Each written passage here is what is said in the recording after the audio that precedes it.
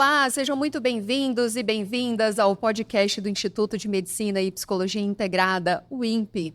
Eu sou Michele Rocha, sou mãe atípica e também sou terapeuta. Gente, o INPE oferece todos os tipos de tratamento relacionado à saúde mental.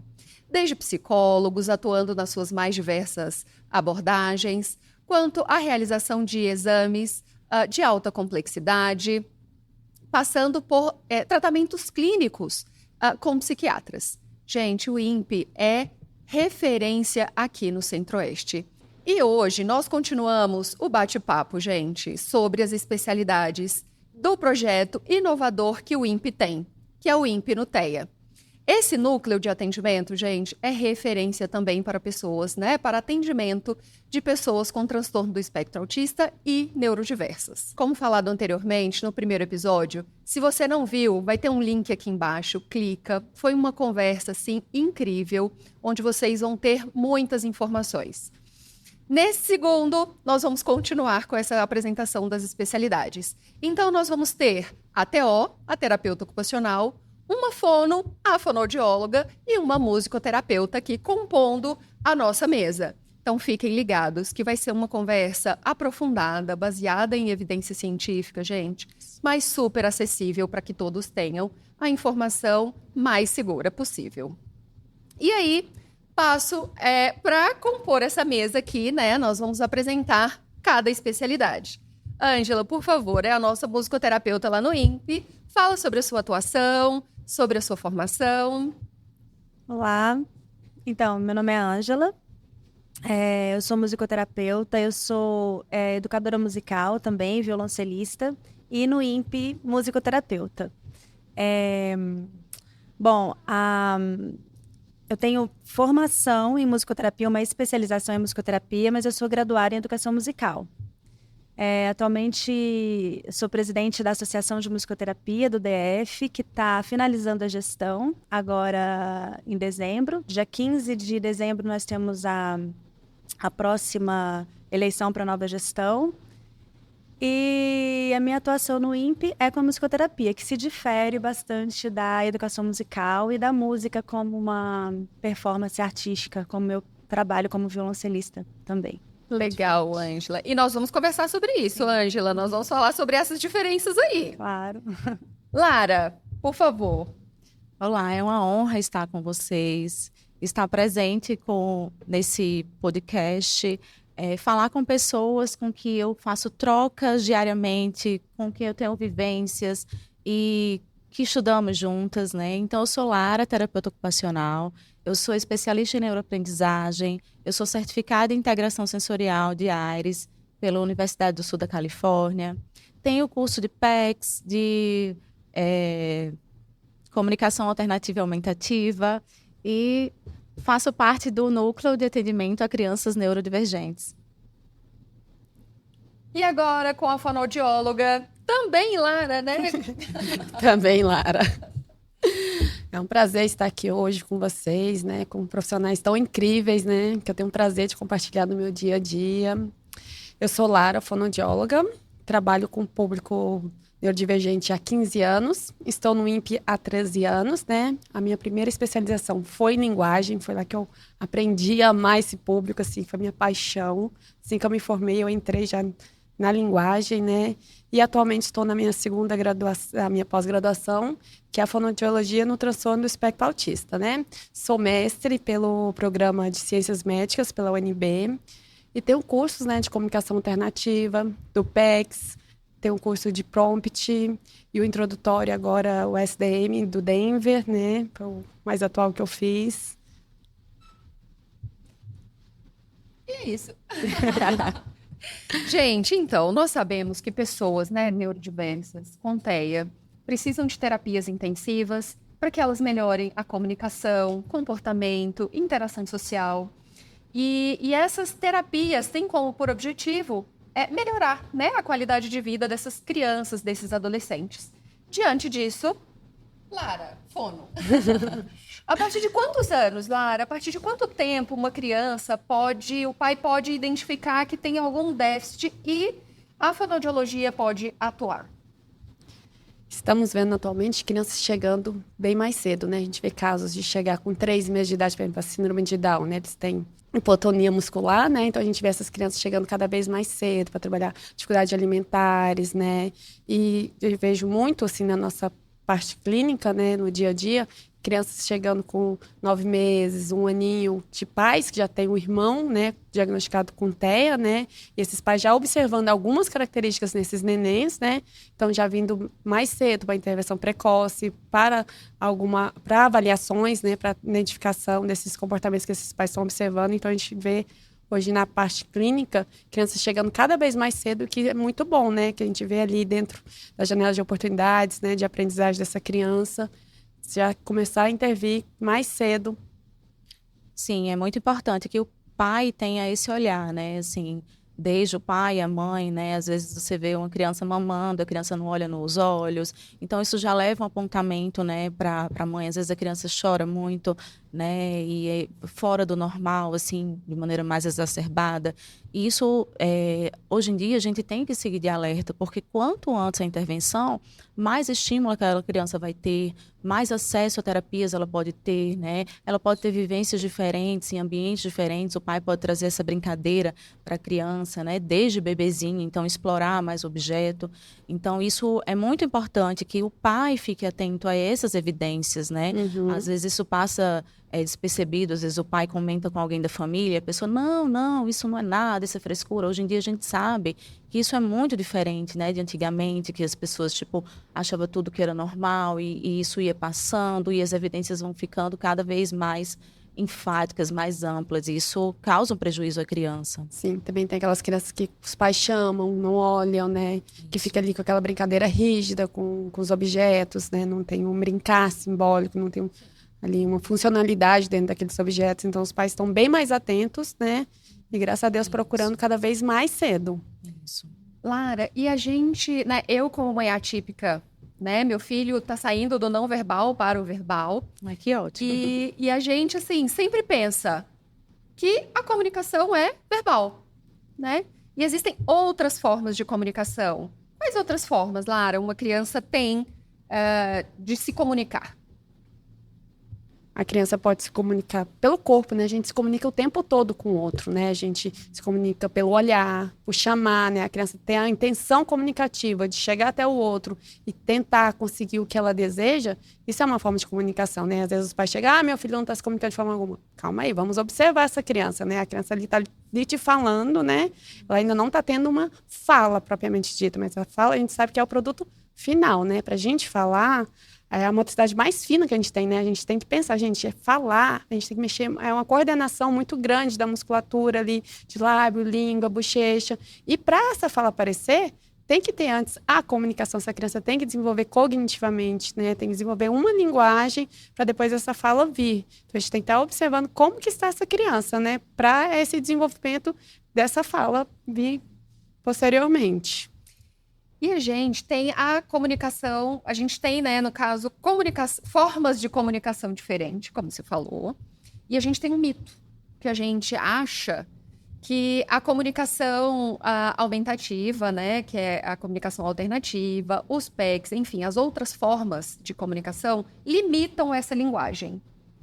Você acha que é um mito, é verdade? Como é isso? Antigamente a gente tinha esse mito muito grande, né? Agora os estudos estão demonstrando, né, a eficácia e eficiência, né, desse tanto que é importante, né? A criança está ali, a gente não vai esperar a criança começar a falar para colocar uma comunicação alternativa e aumentativa, não. A gente está vendo ali aquela criança que ela não tem intenção comunicativa, ela não está sabendo como comunicar. Então a gente já inicia ali com uma comunicação alternativa e aumentativa para essa criança aprender a se comunicar, né? E aquela criança ali que tem ali o desenvolvimento para fala, ela vai falar. Claro que não todos os autistas vão falar, né? Lógico. Tem autistas que não vão falar e tudo bem. Mas tem crianças autistas que vão utilizar a comunicação alternativa aumentativa como ponte para esse desenvolvimento, né? E quando ela desenvolver, ela mesma vai não precisar mais, ela mesma já deixa a comunicação de lado, já essa fala aparece. Outros vão precisar dessa comunicação alternativa aumentativa para o resto da vida, né? Mas o importante é a criança se comunicar, né? E se comunicando, né, Lara, a gente vê que esses comportamentos disfuncionais, né, a criança que chora muito, às vezes ela faz birra, se joga no chão, isso diminui demais, né? A gente observa em intervenção clínica, né, como isso é evidente. Isso depois que a gente implementou o PECS, né, o uso da comunicação aumentativa e alternativa para as nossas crianças, a gente viu como isso foi uma ponte de melhora nos comportamentos, né? Então, isso, se a criança colocar essa comunicação para todos os contextos da vida dela, que é o esperado, né? Que a gente faça essa comunicação em casa, na escola, nos ambientes sociais, na clínica, né? Todo mundo fazendo essa comunicação, isso traz benefícios para ela de uma maneira, assim, exorbitante. Então, assim, quanto aprendizado essa criança vai ter com relação a que ela conseguiu se comunicar de maneira mais efetiva, ela vai ter muito mais, ela vai ter acesso a outras coisas e as outras intervenções e os outros benefícios que ela não tinha antes, porque ela tinha aquela barreira, né, de não conseguir se comunicar, de não conseguir, né, passar o que ela queria. Isso é terrível para a gente, né? Já pensou a gente querer falar alguma coisa, dizer que não está sentindo muito bem algo e não conseguir, né? Sim. O querer comunicar isso, né, que é muito diferente da fala. Então, é muito Isso que importante. a Lara falou é extremamente importante. Por quê? Porque quando a gente dá uma comunicação, oferece uma forma de comunicação, esses comportamentos inadequados baixam significativamente, Muito. né? Eu tenho uma experiência em casa que o Arthur mordia a gente e a gente não sabia o que era. E era fome, Sim. né? Uhum. Então, primeiro vamos pro apontar. Depois fomos pra figura, né? Pão. E hoje ele já tá vocalizando. Pão. Nossa, isso é lindo. Então, né, assim, a mordida desapareceu, né? É. Então, de repente, uma forma de se comunicar É. muda completamente o comportamento da criança. E a gente às vezes associa que a mordida não é por conta do sensorial, não, é por conta de um comportamento. Não, é por conta, às vezes, que ele não está conseguindo comunicar aquilo que ele deseja. Então, isso é muito importante que a criança consiga, né? E que a gente dê meios para que ela consiga, assim. Sim. Agora, aproveitando já a sua fala, Lara, fala um pouquinho sobre a terapia ocupacional e a IS, porque eu até então não sabia o que era IS. E depois eu descobri o que era integração sensorial. Isso. Fala um pouquinho sobre. Então, a TO, ela vai trabalhar com as ocupações humanas, né? O que é a ocupação humana, né? Que papéis são esses? A ocupação humana é tudo aquilo que a gente faz desde a hora que a gente acorda até a hora que a gente vai dormir. São as tarefas cotidianas, as tarefas do dia a dia, né? E pensando numa criança, né, que é onde a gente mais atua, né? Eu atuo com crianças, adolescentes, adultos e com as fases finais. A gente pensando na criança, né? Essas ocupações são brincar, são social, são escola, são o dia a dia dela ali. Como que ela vai fazer para escovar os dentes? Como que ela vai fazer no desfraude? Como que vai fazer para pentear o cabelo, vestir uma roupa, ajudar nas tarefas diárias, se organizar em casa? Então, o terapeuta ocupacional, ele vai trabalhar em cima dessas dificuldades, né? Lá na clínica, a gente vai muito para o lúdico, a gente tem uma sala, né, de AVDs, que são as salas de atividade de vida diária, né? Que é incrível. É muito boa, graças a Deus, que bom. Essa sala, ela tem cama, ela tem mesinha, tem pia, tem penteadeira. Então, ali a gente trabalha todas as aquisições que a criança não consegue fazer diariamente, né? Poxa, às vezes ela não consegue pentear um cabelo, às vezes ela não consegue vestir uma roupa, trocar uma roupa. Então, a gente utiliza o lúdico ali, né? A gente usa fantasias, né? Usa adereços, porque ela vai ali ir no brincar dela, no fazer dela, no que ela mais se motiva. Então, a gente trata aquilo, faz com o outro, faz trocas, e isso vem de uma maneira muito tranquila, né? Muito, às vezes um pai me manda uma mensagem, Lara, fulano conseguiu agora, sei lá, arrumar a mesa, ele está querendo fazer um bolo. Então, isso vai muito do interesse da criança. Então, a gente colocar isso para o dia a dia dela, isso é muito importante. Então, o TO, ele atua justamente nisso, né? Visando autonomia, independência, funcionalidade, né? De acordo com a faixa etária de cada criança, adolescente e adulto, né? Que ali, por alguma condição, foi limitada, né? Foi reduzida.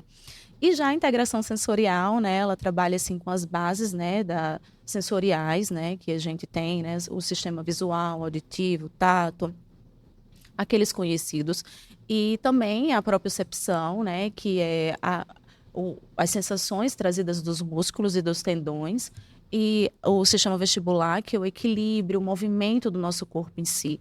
Então, a integração sensorial, ela vai trabalhar em cima desses sistemas, ela vai integrar eles, né, no corpo, né, que às vezes as sensações, elas chegam de uma maneira que não tão bem, né, às vezes hiporreativa, às vezes hiperreativa, e essas sensações chegam desorganizadas no corpo da criança, e ali a gente vai integrar elas para que elas consigam dar uma resposta, para que a criança consiga dar uma resposta de maneira efetiva, uma resposta, né, mais adequada. Então, a integração sensorial, ela vai trabalhar nesses aspectos, né, ali a gente tem um ambiente que a gente, na clínica, que é propício para que a criança tenha vivências, tenha experiências, e a gente também trabalha com a motivação da criança, né? A gente media a intervenção, mas a criança, ela vai lá e guia a gente, e a gente faz todo um contexto para que a criança consiga se organizar, dar respostas adaptativas mais bem sucedidas, e isso transborde para a vida dela. Então, ela se organiza melhor, né, num contexto das vivências, em terapias, no ambiente escolar, no social. Então, a integração sensorial, ela é como uma base mesmo, né? A gente pensa assim, que ali todas as informações sensoriais, elas são assim inatas do ser, e ali a gente vai trabalhando em cima disso, vai organizando essas sensações para que a criança demonstre uma resposta melhor, né, uma resposta adaptativa que seja mais funcional para ela, que ela às vezes sofra menos, né, ou que ela consiga explorar melhor o ambiente que a cerca, né, a vida dela. Legal. É muito amplo, gente. Ângela, qual que é a importância da musicoterapia para pessoas neurodiversas? Então,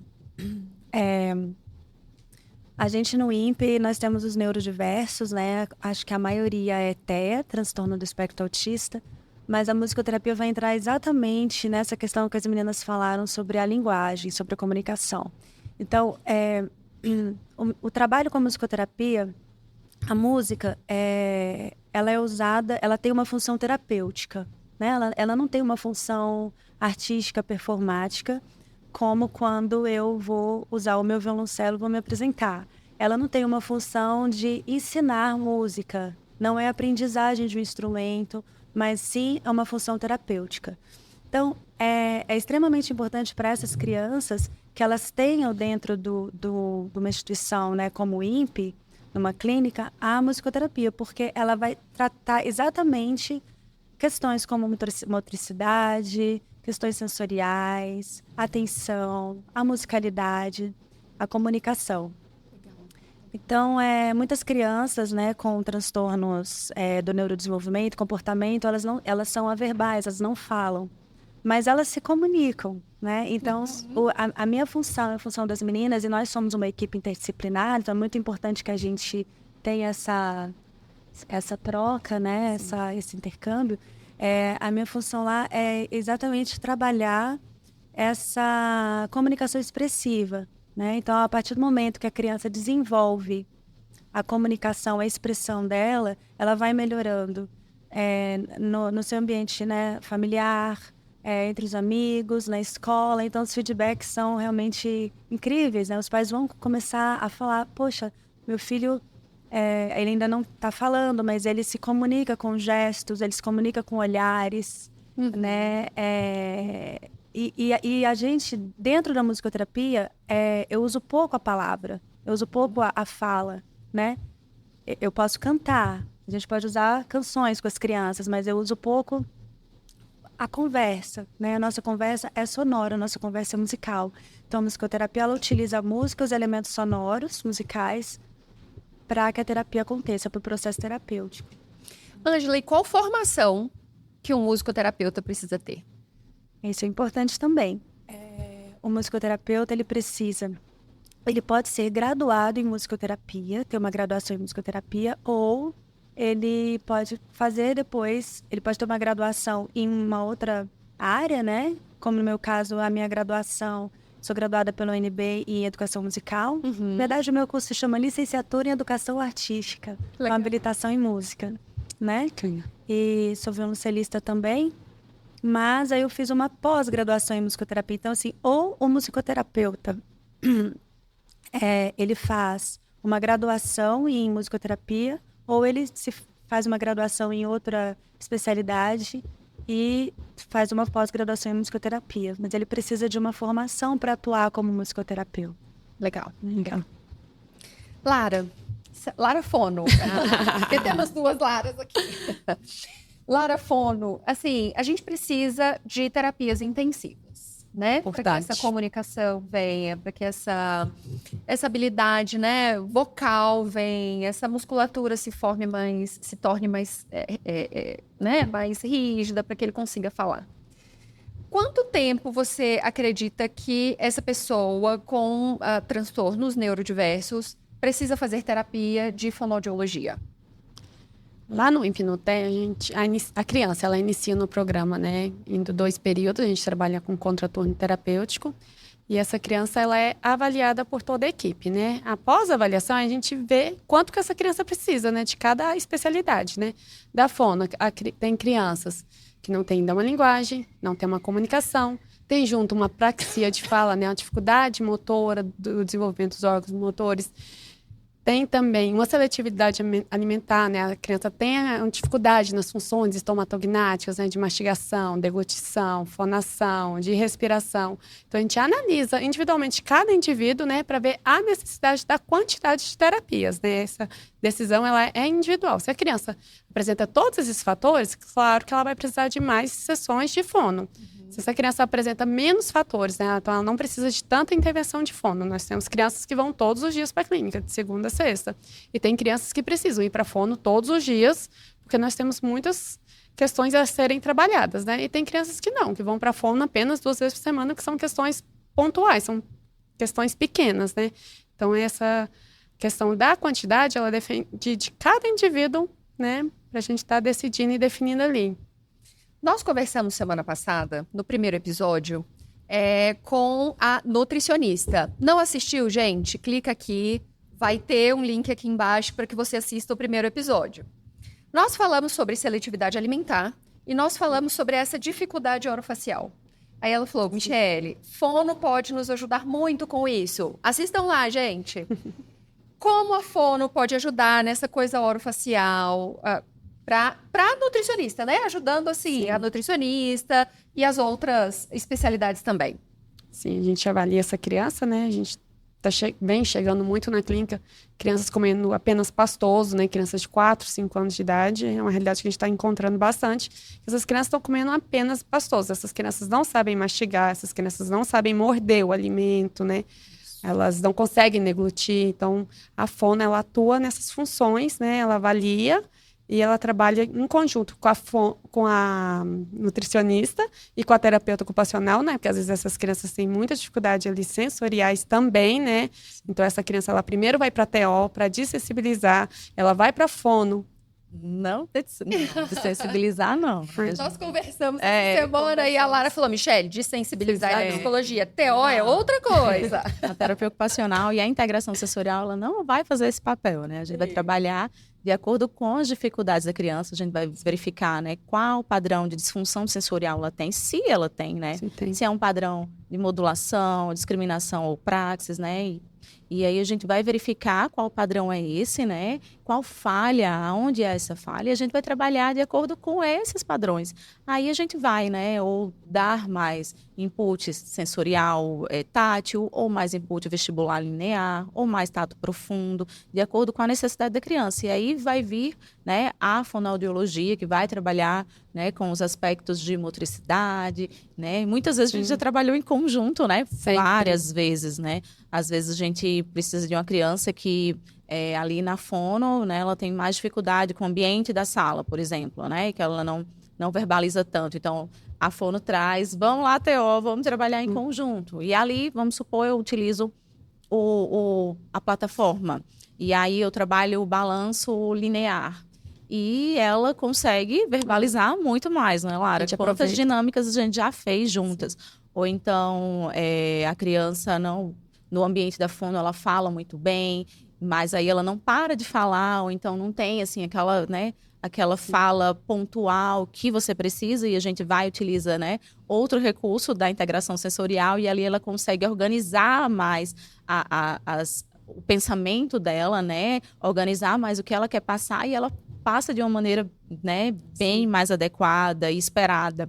Então, várias vezes a gente já fez intervenção, justamente por isso, porque assim, a criança não é única, né? Não é só uma questão ali que é ser trabalhada. Às vezes a fala, o pai vai ver ali a fala, mas tem uma questão sensorial, uma questão de comportamento, né? Barreiras, né? Muitas barreiras associadas. Sim. Legal, gente. Então, assim, essa interação é o que eu sempre falo, assim, a criança não é setorizada, né? Então, se ela apresenta um comportamento aqui, ela apresenta outro na musicoterapia, outro na TO e outro na fono. E outro nas outras especialidades também. E aí, essa conversa, essa troca entre os especialistas fazem com que a criança se desenvolva na sua integralidade. Sim. Né? Lara, sobre a IS, né, que é a integração sensorial. Quando você observa que uma criança, além das práticas, né, da atuação da TO, que são das atividades de vida diária, ela precisa da IS. Assim, se a gente for pensar num contexto da neurodiversidade, né, as crianças com autismo, 90% em torno dessa quantidade precisa da intervenção da integração sensorial. Ou seja, ela pode ter uma falha na função sensorial dela e precisa da intervenção. Às vezes, não. Às vezes, a criança tem uma demanda só de disfunção sensorial. O que seria isso, né? Uma criança que, às vezes, ela não tolera o barulho, um barulho mais exacerbado. Às vezes, ela está num ambiente, num contexto social, ela não consegue escutar o parabéns, ou não, ela não tolera, né, uma etiqueta da blusa, ela não tolera certas roupas, às vezes ela não consegue deglutir certos alimentos, manusear certos alimentos. Às vezes ela busca muito, né, um facho de luz, então ela fica ali olhando muito, né, quando tem uma luz ali, né, no olfato. Às vezes você tem uma criança que ela não consegue sentir alguns cheiros, né, ela já sai, já muda o alerta dela, a atividade, então ali ela cresce o apontamento ali de que ela precisa de uma intervenção na integração sensorial. E hoje, assim, a gente recebe muito encaminhamentos médicos e os médicos já estão bem preparados com relação a isso, a esses apontamentos, né? Que às vezes ali pode ser, sim, resultante de um transtorno ou uma dificuldade em si, mas ali pode ser só uma questão sensorial, né? Ter essa base. E é muito importante que a gente fique com esse alerta sobre isso, né? Que isso foge muito do padrão, né? Foge muito do esperado. E quando foge, né? Muitas vezes pode, sim, ter a intervenção de um terapeuta ocupacional com formação em integração sensorial, né? Se a gente for pensar em outro contexto, né? Tem crianças que têm dificuldade de escrita, né? Vamos pensar na psicopedagogia, às vezes, né? Ela vai na escola e não consegue copiar muito bem no quadro, né? Às vezes ela precisa integrar esses sistemas, às vezes há uma falha no sistema vestibular ali, né? E precisa ser trabalhado de maneira conjunta.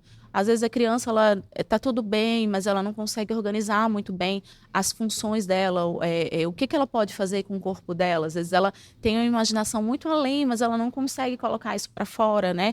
Às vezes ela vai e não consegue explorar bem o corpo dela, né? Ela imagina um monte de coisa, né? E ela não consegue, sei lá, pular, correr de uma maneira bem, saltar.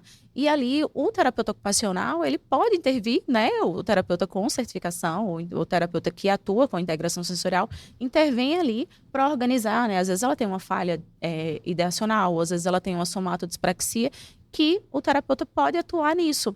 E isso é muito importante que a gente, né, quando leva para o contexto da nossa clínica do INPE no TEA, a gente verifica que a criança não é só, né, só fala, às vezes não é só a musicoterapeuta que vai atuar, não é só a nutricionista, né? O terapeuta ocupacional, ele vai atuar junto com essa equipe para trazer o melhor para essa criança, né? Você imagina que as nossas crianças lá no INPE no TEA, todas elas passam pela integração sensorial, né? E aí a gente avalia, vendo a necessidade, ele vai ter intervenção. Não tendo, a gente vai colocar para as outras áreas. Mas por isso que a Lara citou muito bem que isso é individualizado, né? Cada criança é de um jeito, né? A gente coloca ali para avaliação, né? Num contexto inicial. E a gente verifica as necessidades da criança, né? Quais potencialidades ela pode ter, né? O que ela pode trabalhar mais, o que a gente pode evidenciar mais. Ela gosta muito da música, por exemplo, e aí a gente traz um contexto musical para a intervenção. Então, isso é muito, muito rico. Lara, e assim, não tem exame, né? Não. Que exame clínico. Muitas que famílias...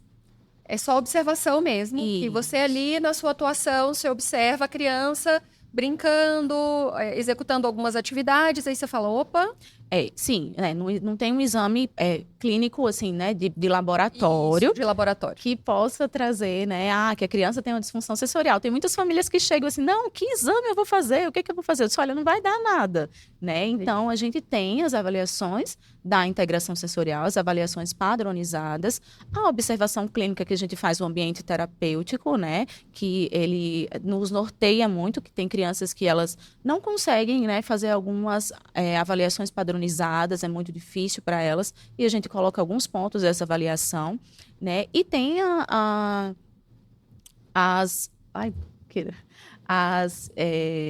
os questionários que a gente manda para as famílias, que elas respondem, que aí a gente leva para outro contexto, né? Da família e da escola. Então, a gente observa na sala, a gente observa em casa, na escola, para saber como que estão esses padrões, né, de disfunção e se estão presentes ou não. Legal, legal. E a gente estava conversando, acho que ontem, anteontem, né, Ângela, sobre musicalização e musicoterapia. Qual que é a diferença desses dois? Então, como eu disse, a musicoterapia, eu vou utilizar a música com um olhar terapêutico, com uma finalidade terapêutica, e não com uma finalidade artística ou de aprendizagem, né, de ensino de um instrumento, do ensino da música. E, assim, uma forma interessante de todo mundo entender também, quando a gente fala de paciente, a gente está podemos pensar em musicoterapia, aluno educação musical, né, aprendizagem de um instrumento, consultório, hospital, clínica, musicoterapia, sala de aula, música, educação musical, né? Então, assim, existe essa diferença, né? A musicoterapia, ela é a gente é reconhecida pelo Ministério do Trabalho, a gente tem um número do CBO e estamos em processo de regulamentação. Então, ela é regulamentada em vários outros países e a gente está agora no Brasil em processo de regulamentação da nossa profissão, mas nós temos um número no CBO. A gente já passou por 3 comissões na Câmara dos Deputados, foi aprovado por unanimidade. Depois, por 2 comissões no Senado também, Comissão de Educação e Cultura e de Assuntos Sociais, também aprovada por unanimidade. Inclusive, essa última Comissão de Assuntos Sociais foi até recentemente, eu não me lembro exatamente quando. Uhum. E agora a gente vai para... o nosso projeto, né? Nosso projeto de lei está indo para o plenário do Senado. Não sabemos quando, mas estamos esperando entrar em pauta. Mas é exatamente isso, assim, é uma profissão, é uma atuação extremamente benéfica para as crianças com transtornos do neurodesenvolvimento, né, e comportamento, porque o musicoterapeuta vai ter esse olhar terapêutico com a demanda que a criança traz, né, e a gente vai trabalhar dentro dessa equipe também, dessa equipe interdisciplinar. Eu também sou musicoterapeuta no Hospital da Criança e lá eu faço exatamente parte dessa equipe de reabilitação, né? Que juntamente com a Fono, com a TO e com a... Ou seja, as equipes são integradas em todos os espaços. Precisa dessa integração, né? Sim, precisa dessa integração. Uma coisa que a criança está com alguma dificuldade na fono, ela vai me trazer, eu vou tentar trabalhar e a gente vai ter essa conversa, né? Essas crianças que não falam, inclusive no INPE eu tenho uma paciente que ela não fala, mas ela canta. Olha só. Isso é fantástico. Incrível. Fantástico. Ela canta, então a partir do que ela traz, a gente pode conseguir, junto, né, da fono, trabalhar a linguagem dela, né? A verbal. Porque a música é uma linguagem. Então, a forma como a gente fala, a gente tem um ritmo, a gente tem uma melodia, né? Os sotaques têm melodias diferentes. Por exemplo, a Lara tem um sotaque, uma melodia. Eu tenho outro, a Lara outro no seu... nossas regiões, né, no Brasil, temos melodias diferentes. Então, assim, muitas vezes a criança, ela não fala, mas ela canta. Então, a gente vai aproveitar isso que ela já traz, né? E eu acho interessante, assim, que dentro do set musicoterapêutico, a criança, ela é protagonista. Uhum. Então, assim, eu espero ela... É claro que eu elaboro um planejamento. Eu tenho um planejamento terapêutico que eu vou fazer para essa criança logo após a anamnese, né? Que a anamnese pode durar não só um dia, mas 2 dias. Mas depois eu elaboro um planejamento terapêutico. Eu gosto muito de fazer 12 sessões, que são 3 meses. Uhum. Uma sessão semanal, né? No mínimo, eu acho que pode. Eu estava vendo que a Lara estava falando também sobre a quantidade, a intensidade. sim. Eu acho que no mínimo uma vez na semana, né? Para a gente trabalhar com a musicoterapia. E aí eu faço esse planejamento terapêutico, assim, muitas vezes dentro da sessão, mas tem que ter um jogo de cintura para a gente improvisar, porque a criança, muitas vezes, eu não vou fazer o que eu planejei. Então, ela vai me trazer uma demanda, ela vai me trazer uma ideia, que eu posso, a partir daquela ideia, conduzir a sessão da forma com que eu atinja o meu objetivo dentro daquele dia. Legal. Né? Então, às vezes é um bichinho que ela traz, às vezes é um gestual, às vezes é uma palavra repetida, né? E muitas vezes esses conteúdos internos da criança, como a criança não fala, a gente consegue perceber pela observação sonora, né? Pelo instrumento que ele vai escolher para tocar, pela forma como ele toca, pela forma como ele se repete ali sonoramente. Então, é muito importante também a questão da escuta terapêutica, né? Acredito que para todas as outras áreas, mas principalmente para a musicoterapia, a observação, a escuta, o silêncio, porque o silêncio também faz parte da música. Faz parte, né? O silêncio também E aquelas crianças que falam muito, né, também. Tem aquelas que falam. Gente, como que não trabalha fala controle e- inibitório, Pois né? é. Porque às vezes ela tá pipocando ali na sala, você toca uma música, ele para. É. Aí, olha, eu vou esperar porque vai vir uma outra nota, ou vai vir uma outra música. Ele dá função para o pedir, tia, essa não, a outra música.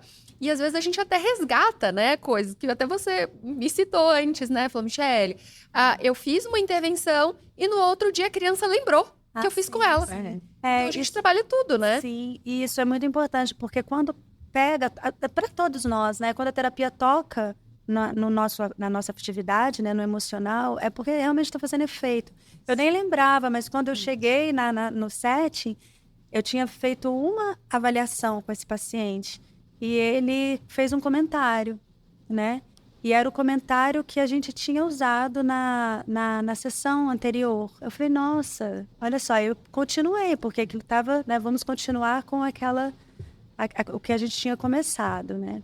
Isso envolve muito o engajamento da criança, né? A motivação dela ali naquele momento da música, né? Da musicoterapia. Isso faz toda a diferença para nossa intervenção. Vínculo, né, gente? É o Vínculo, sim. Esse primeiro Muito vai contato é fundamental. muito importante a gente criar esse vínculo, né, esse terapêutico, essa ambientação, né, no meu caso a ambientação sonora, mas você criar esse espaço seguro para que o processo terapêutico aconteça, né? Então a gente fala-se muito em ISO, né? Você se igualar, né? Entrar no mundo da criança, naquilo que ela traz, para depois você seguir com o seu objetivo. Então, assim, às vezes a criança traz uma tristeza, né? Ela traz nem precisa ser uma tristeza, mas assim, uma introspecção, né? Naquele momento. E é extremamente desconfortável se eu chegar para ele e falar, vamos animar, vamos lá, vamos dançar e colocar uma música, vamos cantar, porque isso é desconfortável para a gente também, né? Se a gente está no nosso momento né? De a pessoa chegar e querer levantar a nossa energia, mas mudar a nossa vibração, né, naquele momento. Então, assim, é muito importante a gente ter aquele processo, né, de você entrar no que a criança está trazendo. A mesma coisa o contrário também. Ela está muito eufórica e você já querer... Então, é sempre um caminho, é um processo, né, é lento. Então, às vezes, a gente acha que dentro da terapia, daquele dia na sessão, não aconteceu nada porque você esteve observando, você esteve em silêncio, você deixou com que a criança se expressasse. E, na verdade, aconteceu muita coisa, né? Então, essa ansiedade vem da gente também. É importante que a gente se policie nesse sentido. Que a gente observe, que a gente pare, porque ela veio de um outro lugar, né? A gente não sabe o que aconteceu e ela não sabe se expressar, ela não consegue colocar para fora aquilo, né? Ontem eu estava atendendo uma criança também, agora eu lembrei disso. Foi engraçado porque eu estava até no parquinho, no balanço. Aí uma pessoa perguntou assim para mim, ele tá desregulado? Eu falei, não, ele tá feliz. Né? Eu acho que realmente ele estava feliz naquele momento. Ele estava pulando muito, mas era a forma como ele conseguia se expressar, né? A gente trabalhou bastante um objeto que ele traz e na minha sessão eu tirei. Ele é uma criança que anda com fone, né? E eu falei, vamos tirar. E a gente começou a trabalhar e ouvimos música e tentamos tocar juntos, tentamos nos expressar, né, da forma como ele trazia. Mas ele ficou a sessão inteira sem o fone. Olha só a importância que a gente tem que ter, nós terapeutas, temos que ter, né, essa sensibilidade de conhecer essa criança, de reconhecer essa criança, de ter a sensibilidade de... Porque às vezes, né, a gente prepara uma super sessão e fala, hoje eu vou fazer. Preparamos a sessão, chegamos lá super empolgada e a criança está numa outra sintonia, né? Vamos dizer assim. E aí a gente tem que ter o manejo de falar, opa, né? Vamos lá, vamos reformular. E aí a importância de ter profissionais capacitados, né, gente? Porque não é todo mundo que tem isso assim, né? Então, um profissional que sabe o que está fazendo, ele vai manejando sem perder o objetivo, sem perder o plano terapêutico. Exato. Sem perder, você vê, às vezes no silêncio, a criança está trabalhando várias coisas ali, mas ela está no silêncio. E ela está reconhecendo sentimentos, ela está, né? Então, ou seja, a gente planeja, né? A gente tem um planejamento terapêutico e a gente se reconhece e conhece a outra criança e fala, opa, vamos lá, vamos reformular isso, não fugindo do plano terapêutico. E esse vínculo é muito importante, tanto com a criança quanto entre os profissionais, né? E no INPE, no TEA, nós temos os estudos de caso, né? Como isso funciona lá, meninas?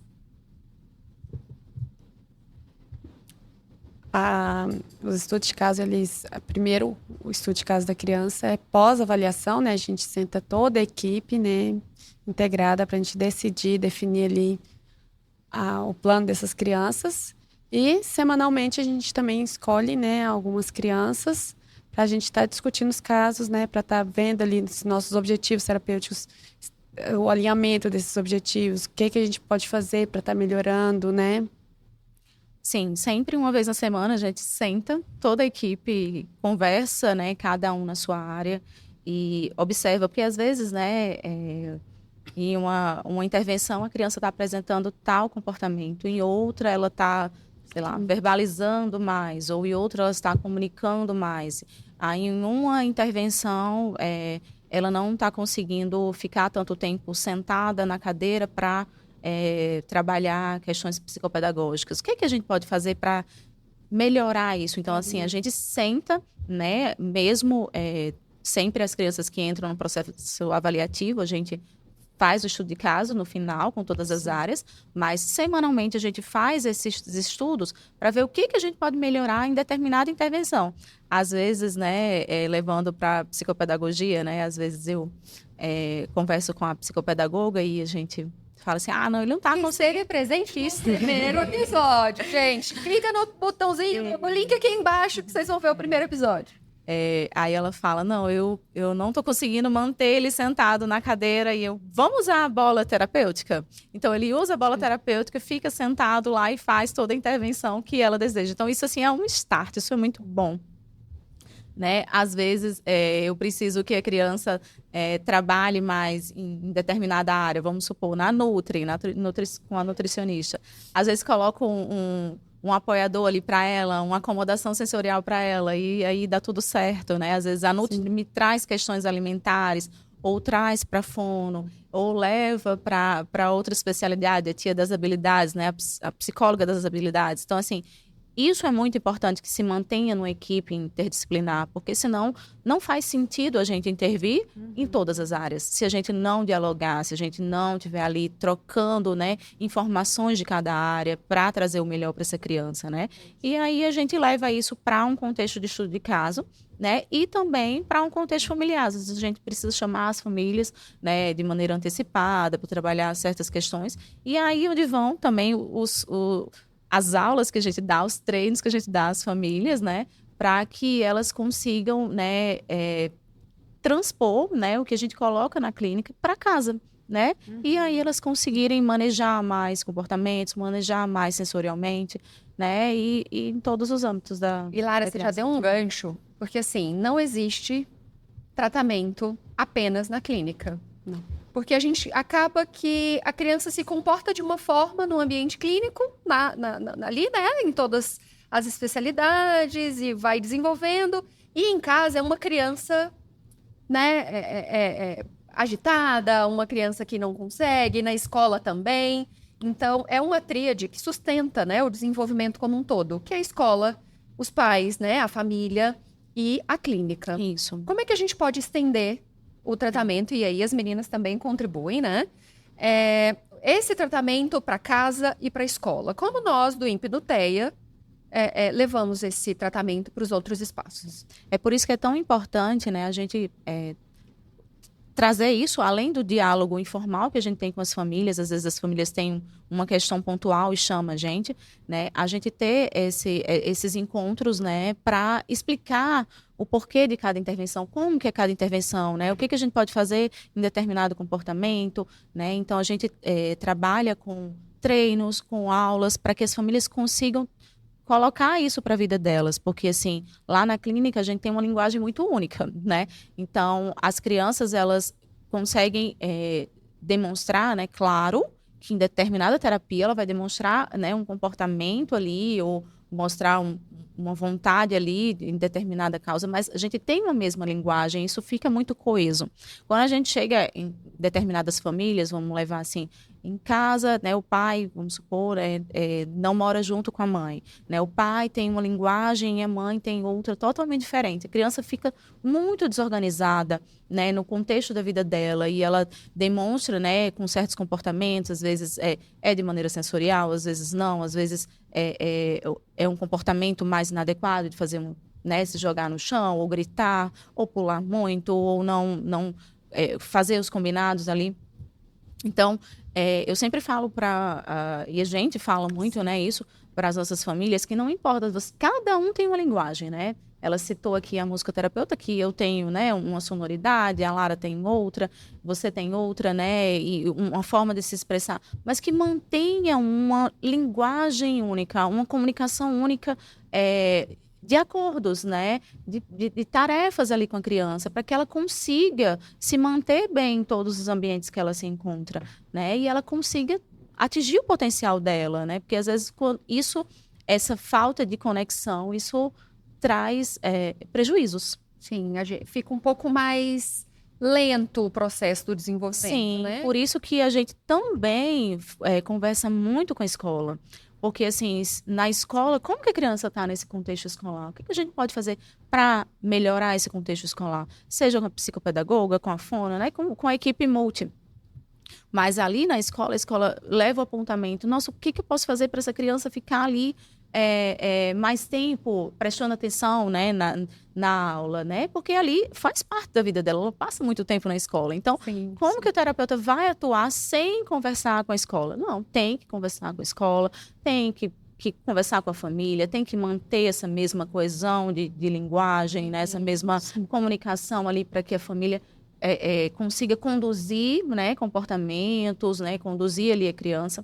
E a sociedade como um todo, né? As vivências dela, né? Sim. Como que ela pode explorar esse mundo aí afora. Eu estava até conversando com a Ângela que, assim, tivemos um fato inusitado em casa. Arthur ainda está vindo com uma fala muito rudimentar, né? Mas ele já está querendo falar algumas coisas. E aí, a gente estava no carro, ele falou, liga. Aí eu, o que você quer, filho? Aí ele, música. Então, assim, né? que lindo. Como no meu caso, acalmou o Arthur dentro do carro. Porque era terror e pânico, né? A criança ficava nervosa, queria sair da cadeirinha. Eu falei, vou colocar uma música, Meu Pintinho Amarelinho. E foi indo. E daqui a pouco foi uma outra música. E eu percebi que ele se acalmava ali e ele começou a curtir aquilo ali. Então, né, são dicas que a musicoterapeuta fala, gente, como é que tá? E você até falou sobre isso, né, Ângela? Você continua essa fala. Sim, você quer falar? Você me perguntou sobre Essa musicalização que não é musicalização, né? Mas assim, essa sonoridade para acalmar essa criança em casa. Se essa criança escuta música em casa. Assim, Como é percebido isso, é né? importante elaborar um plano. Eu faço um plano educacional para passar para os pais, né? Isso. Então, façam esse plano quando eu elaboro o planejamento terapêutico inteiro. E depois o plano educacional para aquele dia, né? Então, assim, o que seria isso? É uma dica que você percebe dentro da sessão, que você pode falar, olha, continua com tal procedimento em casa, né? O pai não é musicoterapeuta, ele não vai fazer o que eu estou fazendo, não vai usar, vai ter a conduta, não vai usar os mesmos recursos, mas algo que, por exemplo, no seu caso que você falou do seu filho, acalma ele, né? Então, assim, ele escutar a música no carro tirou ele de outro foco, que era ele estava gritando, ele estava chorando, então realmente o acalmou. É importante saber qual é o ISO cultural dessa criança também, o pessoal, o que ele gosta de ouvir, né? Isso principalmente para os primeiros contatos, para quando você está criando aquele espaço seguro, né? Aquela ambientação para você ter essa aproximação da criança, para se formar o vínculo terapêutico. Depois, eu confesso que eu vou introduzindo outras sonoridades e outros estilos musicais que não necessariamente só o que ele vai me trazer, né?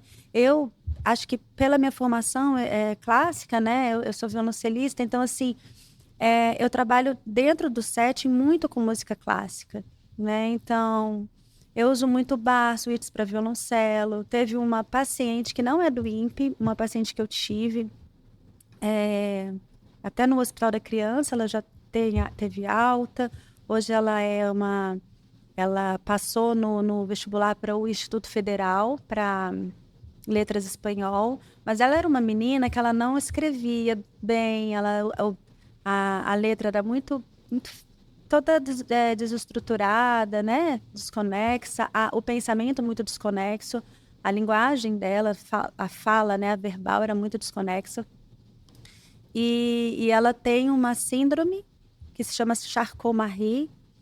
Além das consequências físicas dessa síndrome, que é uma síndrome genética, ela vinha também com questões psíquicas muito fortes, né? Ela se automutilava, ela estava com a autoestima muito baixa. Então, a musicoterapia, para essa paciente, ela entrou com muito forte para a gente trabalhar a autoestima, né? E desenvolvendo também a expressão dela. Então, ela desenvolvendo a comunicação, ela começou a se sentir melhor como pessoa e ela, no caso dela, ela quis aprender a tocar um pouquinho, né? Eu não sou pianista, mas a gente fez algumas canções de um método japonês que se chama Suzuki, para piano, que são canções muito de iniciante mesmo.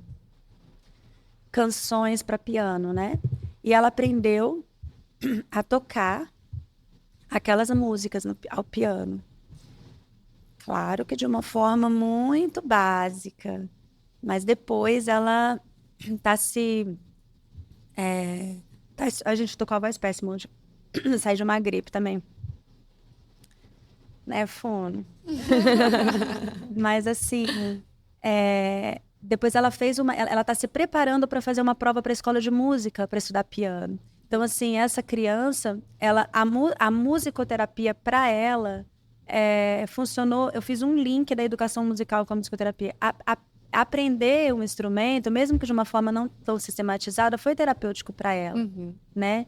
E ela acabou que desenvolveu bastante essa questão da expressividade, né? Ela não escrevia bem, não lia bem também. Ela com a leitura musical, ela fez essa transferência, né? Legal. Então, esse assim, é um caso muito interessante que eu tive, assim, que eu me lembrei, mas a gente falando sobre a questão do plano educacional, né? De o que você vai passar para os pais. Então, observar, no caso dessa criança, ela era extremamente sistemática. Então, ele perguntou para mim, você acha que eu poderia comprar um teclado para ela aprender alguma coisinha? Aí eu pesquisei um instrumento mais em conta para ele comprou. E ela foi treinando em casa, foi estudando um pouquinho. E isso é um plano educacional, né? É uma forma que ele pode dar continuidade em casa. E nem toda criança... a música também, não é qualquer música que vai funcionar com todo mundo também, né? Então, é o pintinho amarelinho para todas as crianças. Assim, aquela coisa, né? Assim, por isso que é tão importante quando você vai trabalhar com musicoterapeuta, ser um musicoterapeuta, né? Para que você possa intervir num momento de que aconteça algo não planejado, algo que deu errado, né? Por exemplo, lá no hospital também, eu tive um paciente que saiu de um momento de internação, saiu da UTI, foi para a internação e recebeu uma visita de pessoas tocando, que é um trabalho maravilhoso dos voluntários, mas eles não são musicoterapeutas. Então, a criança começou a chorar. Então, assim, se um musicoterapeuta perto, ele poderia entrar naquele momento para conduzir a criança naquele momento, né, de tanta angústia, de que ele levou um susto, ele estava num momento muito introspectivo, né? Então, assim, não é qualquer música, a qualquer momento, você tem que ter esse olhar, né? Que nem eu estava falando para vocês, Legal. da observação, da escuta. A importância, né, de ter um profissional especializado nisso, né? E hoje voltando para o seu filho, perdão te interromper, quando você fala assim, além da música, né? Você imagina, você colocou ali a música no tom certo que ele precisava, né? Na intensidade certa. Então, o terapeuta ocupacional, ele também vê isso, né? Já pensou se você colocasse um som nas alturas, né? Como que ele reagiria? Talvez aquele nível de atividade... acalmar. E isso, aquele nível de atividade dele, de alerta que estavam adequados, onde ele pediu para você, saísse ali daquela banda ótima, né, de engajamento dele, mas você colocou numa intensidade, né, adequada para ele, então você teve esse olhar, né, de mãe, de conhecedora dele, de que da importância, né, da intensidade ali para ele, que foi também é muito importante os pais terem esse olhar que você teve, porque aí você leva na esfera da música, a esfera de outras áreas ali numa simples música do pintinho amarelinho. Pintinho amarelinho. Então, assim, você, né, traz uma bagagem ali muito grande. E às vezes as pessoas falam assim pra mim, Michele, pra você é mais fácil porque você é terapeuta, né? Você tá estudando. Não, gente, a maternidade é tatear o tempo todo. Às vezes dá certo, às vezes não dá. Não tem receita de bolo. Não é uma coisa assim, olha, se você fizer isso, vai dar certo. Não é assim. Justamente. Então a gente vai tateando, a gente tem que olhar, observar essa criança pra ver como é que ela tá se comportando. Se tá agitando, se acalmou, o que acalmou, se tá agitando, o que agitou. Enfim, então é um olhar tanto terapêutico. E eu peço, assim, muita ajuda. Às vezes eu falo com as meninas, eu falo, gente, aconteceu alguma coisa com o Arthur e tal, não sei o que, Michele, ó, eu acho que pode fazer isso, às vezes pode ser aquilo e tal.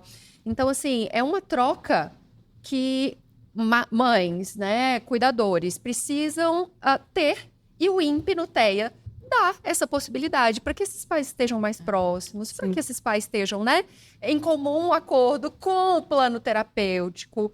Né? A gente fez uma reunião recentemente, a mãe desesperada falou, eu não consigo mais sair com a criança. Tragam essas demandas pra gente, para que isso torne pauta terapêutica, para que essa criança consiga generalizar esses comportamentos em outros ambientes, né? Conversem entre si, né? Os pais conversem uns com os outros, porque às vezes, assim, claro... De repente. É importante. Claro que a gente... o que funciona para um não vai funcionar para outro, né? E vice-versa, ou pode funcionar. Mas, assim, essa rede de apoio, essa escuta é muito importante, né? Pais com pais, porque sai também só do terapêutico. Gente, tivemos um bate-papo aqui super enriquecedor. Sensacional, eu falo assim, né? Sensacional. Então, assim, tivemos uma conversa muito importante e super informativa. Caminhando para o final, vamos lá, as nossas dicas e nossas, para acrescentar o que vocês querem falar de cada especialidade, da atuação de vocês. Ângela, você pode começar? Então, nós no INPE, nós trabalhamos muito com as crianças com transtornos, né, neurodiversos, transtornos do comportamento, né, transtorno do espectro autista. Então, muitas vezes, a forma de comunicação que essa criança tem é musical. Então, eu vou falar agora da musicoterapia, né? Então, quão importante é a musicoterapia. Então, às vezes, essa criança, a musicoterapia, a música, ela pode criar uma janela de comunicação dessa criança com o mundo. Então, por isso, é tão importante, porque muitas crianças são averbais, muitas crianças não falam. Então, a maneira com que elas vão ter de se expressarem, né? De chegar mais próximas à sua rede de apoio, trabalhando com esse olhar terapêutico musical. Então, a música, ela pode sim ser uma janela de comunicação dessa criança com o mundo. E eu acho que essa é a minha mensagem para deixar para vocês. Então, a minha mensagem que eu queria deixar para os pais, né, para as famílias, para os cuidadores, né, é muito do simples, né? A gente ter e dar possibilidades para nossas crianças de terem vivências. Vivências fora também do contexto estruturado de casa, fora do contexto de clínica. É vivência no mundo externo, né? A gente trabalhar a criança, brincar na terra, ela se sujar, ela se molhar, ela subir numa árvore, né? Se a gente for levar para um contexto que a gente verificou, né, agora há pouco no Congresso, né, Internacional de Integração Sensorial, o quão uma brincadeira externa pode trazer benefícios para a criança, né? O quão ela subir numa árvore, ela pensar, né? Vamos pegar ali aquela pedra que está ali, vamos colocar ali, vamos pegar uma folha, né? Então, a gente transpor isso para as vivências, para as experiências, a gente transpor, né, para o brincar, para o social, né? Tem crianças nossas, né, que elas adoram andar, né? Vão andando, caminhando, ou então fazem coisas a livre demanda. Mas o pai atento e o pai que está ali colocando, né, não só, né, a vivência dele ali, mas trazendo um pouco da clínica para a vida dele, o pai atento, ele vai fazer o quê?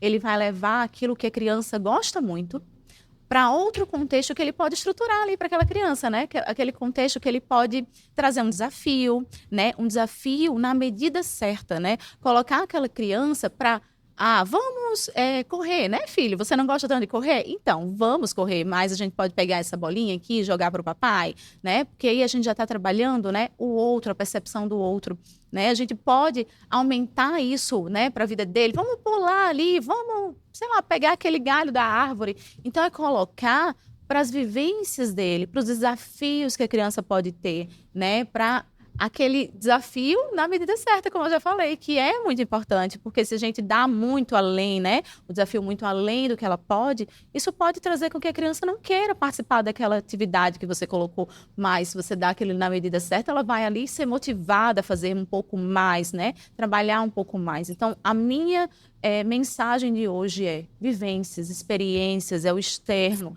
é o brincar, é o motivacional, é o trazer para fora, é o trazer o amiguinho, é trazer outras crianças, né? Então, eu como terapeuta ocupacional penso nisso, né? O terapeuta vai pensar o quê? Na vida diária. A vida diária da criança é o quê? A participação social, a participação no brincar, né, o engajamento nas tarefas escolares. Então, tudo isso que você traz de repertório para essa criança, né, numa simples brincadeira de pai, filho e mãe, né, você está trazendo muitas vivências, muitas coisas além do que ela pode ter, né? Isso é muito importante, tá? Eu agradeço muito. Então, se uma dúvida muito recorrente dos pais, né, e uma grande ansiedade deles também, sempre relacionada à fono, é quando é que meu filho vai falar, né? E pais, observem seus filhos, da comunicação do dia a dia, né, de todos os resultados que eles nos trazem comunicativos, né, a gente quer que a criança, se a gente for pensar numa escada, né, que a gente quer que a criança chegue lá no final dessa escada e esteja assim falando, comunicando ali funcionalmente, né, mas a criança às vezes está no estágio que essa criança não tem intenção comunicativa ainda, não tem contato ocular, né, ela não tem imitação, então ela está lá nos pré-requisitos e esse pai já está na ansiedade da fala. Então, vamos olhar cada degrauzinho que seu filho está subindo, né? Vamos valorizar a cada progresso dessa criança, vamos valorizar as formas comunicativas que essa criança vem apresentando e não somente a fala, né? Então, é isso. Gente, agradeço a participação de hoje. Obrigada, meninas. Nada. E assim, gente, acreditem nas terapias. As terapias fazem a diferença. Às vezes, nós pais, com muita ansiedade, quer que as coisas aconteçam da noite para o dia, mas o desenvolvimento não ocorre da noite para o dia. Então, fiquem ligadinhos nos próximos episódios. Uma honra estar aqui dividindo a mesa com profissionais super capacitados e especializados. Então, até o próximo episódio. Obrigada. Obrigada.